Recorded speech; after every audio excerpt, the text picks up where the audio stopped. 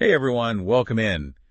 Leadership these days, it's like trying to solve a Rubik's Cube while riding a unicycle. You know what I mean? I feel that. It's like all the old playbooks just don't quite cut it. So that's why we're diving deep into Leader of Leaders, the Balances of Excellence 3.0 today. Absolutely. And this book really throws out those outdated leadership models. Right. It's not about command and control anymore. Oh. It's about finding these, what they call balances of excellence. Have you ever heard of this concept? Yeah, it's intriguing. Instead of saying, oh, this leadership quality is good, this one's bad, it's about finding that sweet spot, that balance point. Like a seesaw, almost. Yeah, exactly. Too much on one side, you're out of Or whack. to go flying. Exactly. It's about finding that equilibrium. And the book visually represents this with something they call the inverted U curve. Oh, I love visuals. Okay, so explain that. How does this inverted U curve work? So imagine a big U, but flip it upside down. Okay, got it. Upside down U. Right.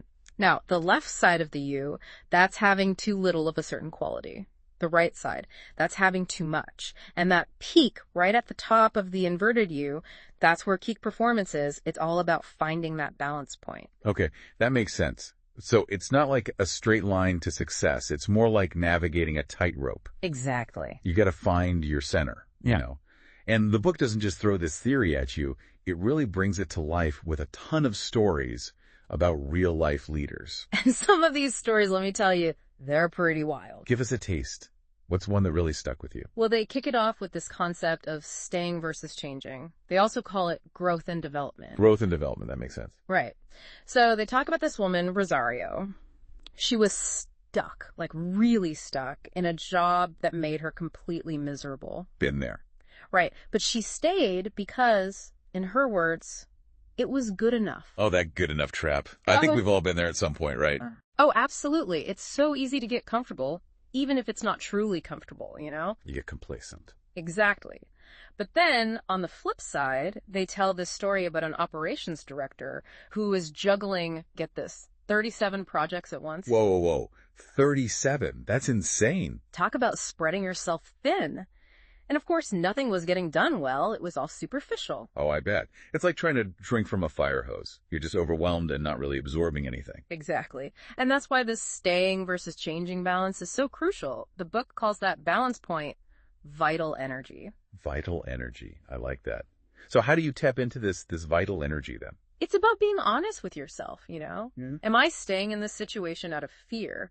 Or am I constantly chasing the next shiny object without letting anything truly develop? That is so key. It's like you could be missing out on amazing opportunities because you're too afraid to leave your comfort zone. Exactly. Or you're so busy chasing those opportunities that you never really master anything. You never really find your footing. It's a constant dance, finding that balance between staying and changing, growth and development.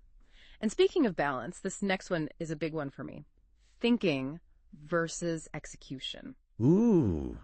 I can already tell I'm going to resonate with this one. Oh, I think we all can. I mean, who hasn't gotten stuck in their head, overthinking every little detail? All the time. The book tells this hilarious story about a graphic designer who spent hours, tweaking text that was already, perfect. The client couldn't even tell the difference. Oh, no. Been there. You're just moving pixels around at that point. Exactly.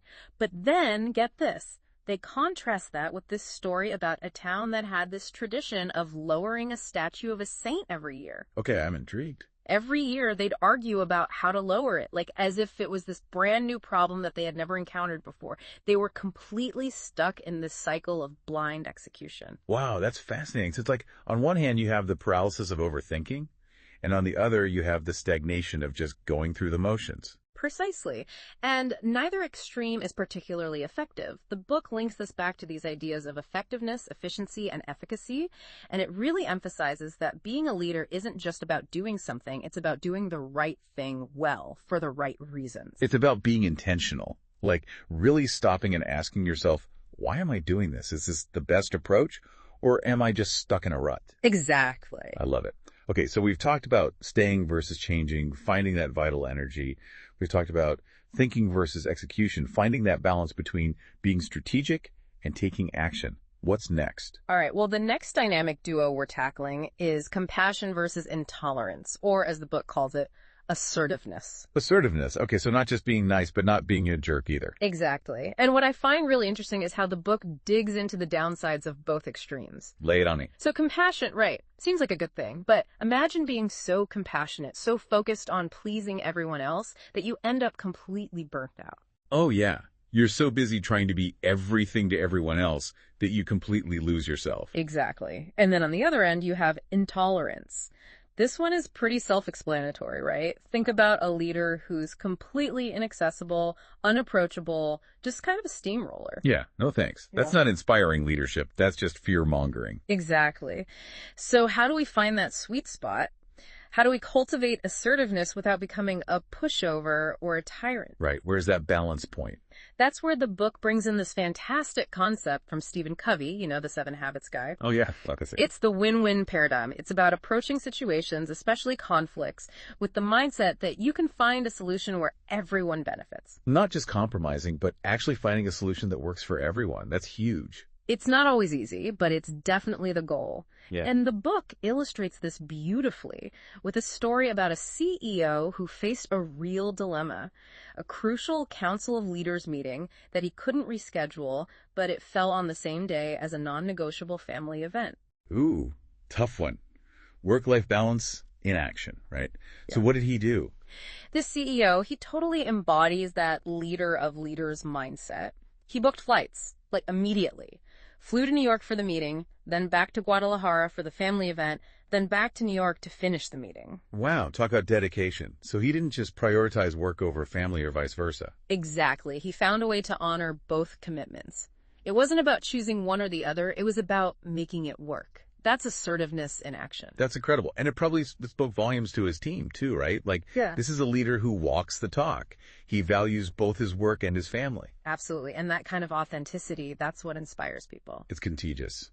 Okay, so assertiveness, that's finding that balance between compassion and intolerance. What else have we got? We've only got time for one more balance in this part. All right, well, let's talk about optimism and negativity. Ooh, this is a big one, especially in today's world, right?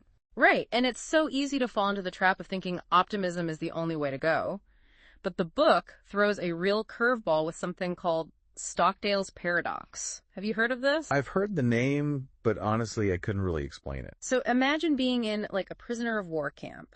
Stockdale's paradox says that to survive, you need this unwavering faith that you'll get out alive.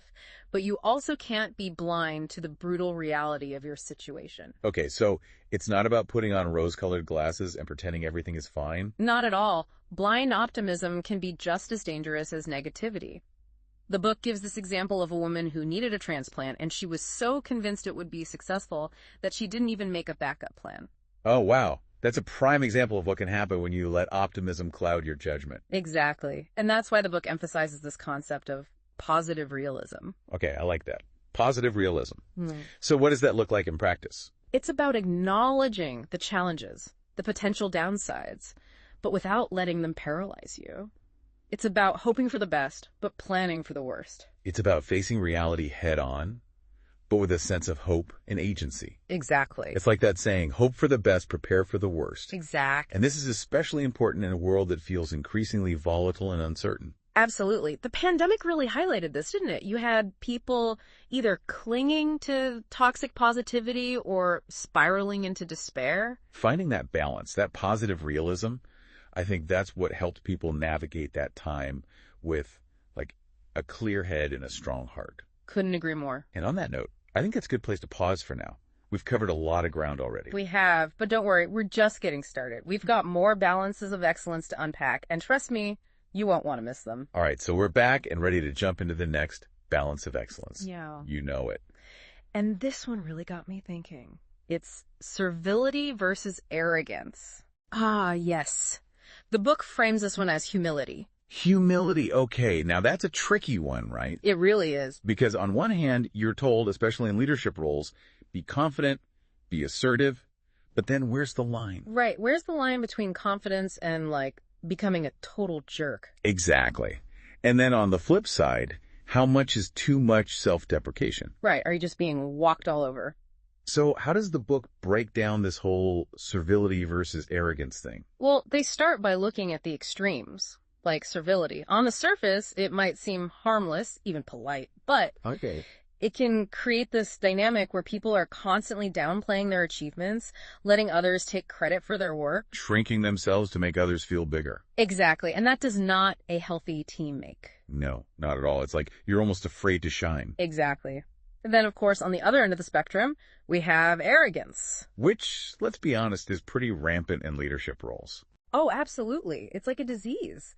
And it creates this culture of fear where people are afraid to speak up, to challenge the status quo. And mistakes. Forget about it. Right. Mistakes are seen as weaknesses. Which is ironic because the book actually points out that arrogance often stems from insecurity. It's a mask, right? Totally. Yeah. It's like, oh, look at me, I'm so great, I never make mistakes.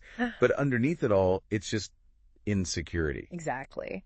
So the book champions this idea of humility as the balance point. Humility. Okay.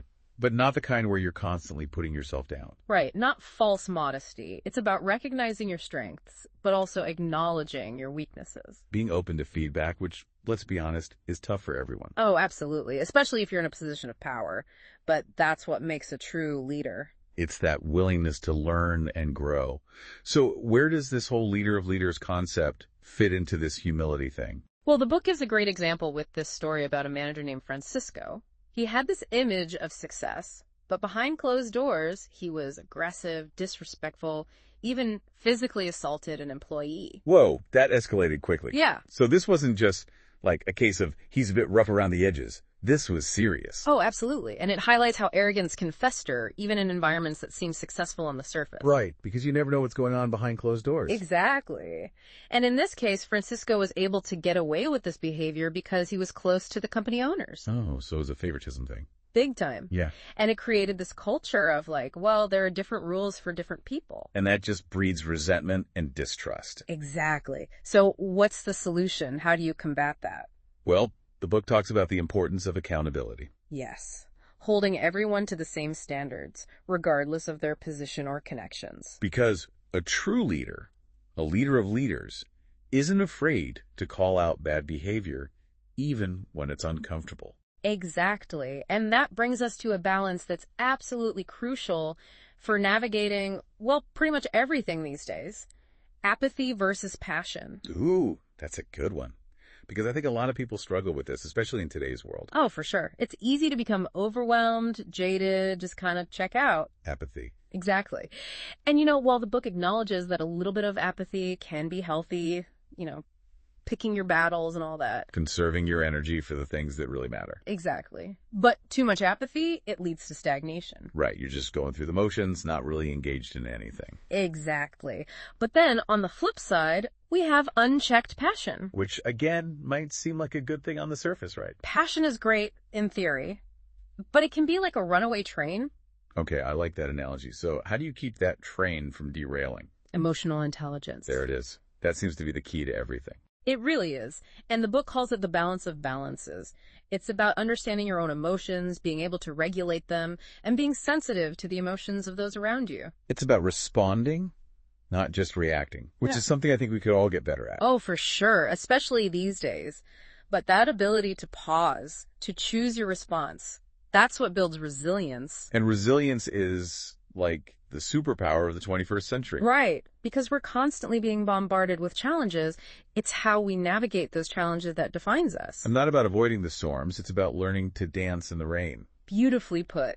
And speaking of storms, the book tells this really great story about the author and a security guard that perfectly illustrates this balance. Ooh. Okay, give me the tea. So the author had to let go of this security guard. And as you can imagine, it got pretty heated. I bet. Terminations are never fun. So how did he handle it? This is where emotional intelligence comes in.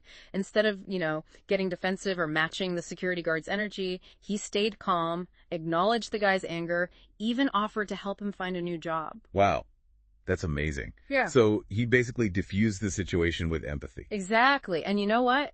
It worked. The security guard calmed down, apologized, and they actually ended up parting on good terms. Wow, that's a powerful example of how emotional intelligence can really transform a situation. It shows that sometimes the bravest, most effective thing you can do is lead with compassion. Love it. Okay, so we've talked about humility, emotional intelligence, but there are a few more balances the book touches on that I think are worth mentioning. Absolutely. Productive coexistence, for example, they talk about finding that balance between freedom and discipline. Right, because you need both. Right, absolutely. You can't just let everyone run wild, but you also don't want to micromanage every little detail. It's about giving people the freedom to be creative, to take ownership of their work, but within a framework that supports their success. Exactly. And then there's ownership and accountability. Which they describe as finding that balance between letting go and controlling. Which, let's be real, is a struggle for a lot of leaders. Oh, for sure. It's so easy to fall into that trap of micromanaging, thinking that we have to control every little thing. Right. But that just creates bottlenecks and stifles creativity. Exactly. People need the space to make mistakes, to experiment, to figure things out. Exactly. Trusting your team, that's a huge part of it. And then, of course, there's respect.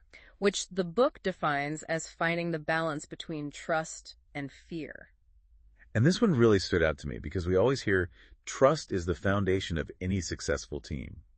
But the book makes a really interesting point about how even trust in excess can be detrimental. It's true.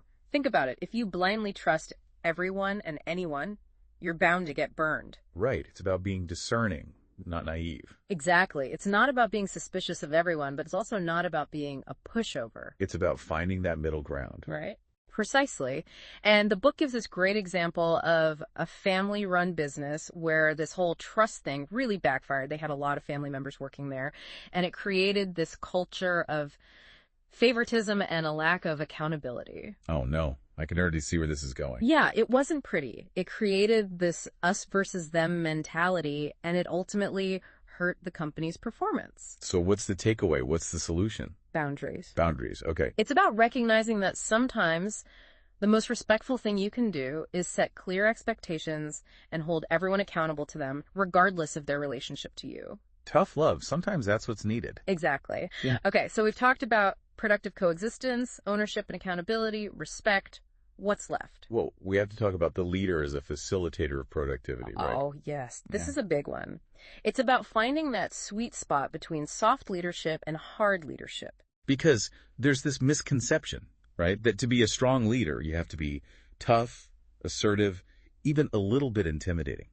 But the book challenges that whole idea. It completely dismantles it. Which is refreshing. It is. Because leading with fear, it might get you short-term results, but in the long run, it just creates a toxic environment. It's like you might get compliance, but you won't get commitment. Exactly. And you definitely won't get creativity or innovation. Because people are too afraid to speak up, to take risks. Exactly. So what's the alternative? How do we lead effectively without resorting to fear tactics? Well, that's where this whole productivity facilitator concept comes in. Love that term. Productivity facilitator. Right. Because it's not about being the boss. It's about creating an environment where people can thrive. Exactly. Yeah. And the book highlights a few key qualities that are essential for this type of leadership.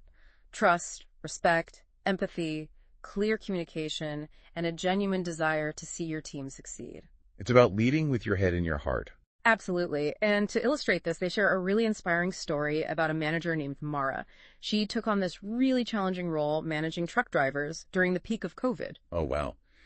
Talk about a baptism by fire. So how did she handle it? Instead of coming in with this hard-nosed, I'm the boss attitude, she focused on building relationships, fostering trust, creating a sense of shared purpose. She basically threw out the old playbook and wrote her own. Exactly.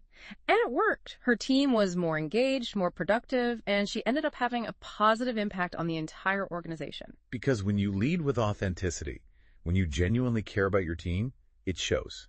And people respond to that. They do. And it creates this ripple effect. Love it. Okay, so we've covered a lot of balances, but there's one more that we absolutely have to talk about, and it's the fulfilled life. Ah, yes. This one's a bit different, isn't it? It is.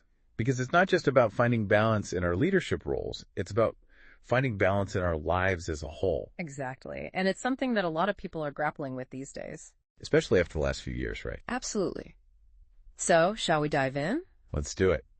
So we're back and ready to unpack this whole fulfilled life thing. Yeah, that's a good one. Because it's not just about being a leader at work, right? All right. It's about finding that balance in your own life, too. Exactly. And this balance, it's like it came out of the pressure cooker of the pandemic, you know? Oh, interesting. Okay. It's like trying to find that sweet spot between chance and causality when everything feels so unpredictable. Chance and causality, those seem kind of like opposites, don't they?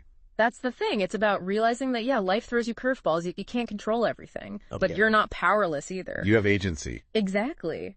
The book says a fulfilled life is about finding that balance between resilience, proactivity, and taking responsibility for your choices.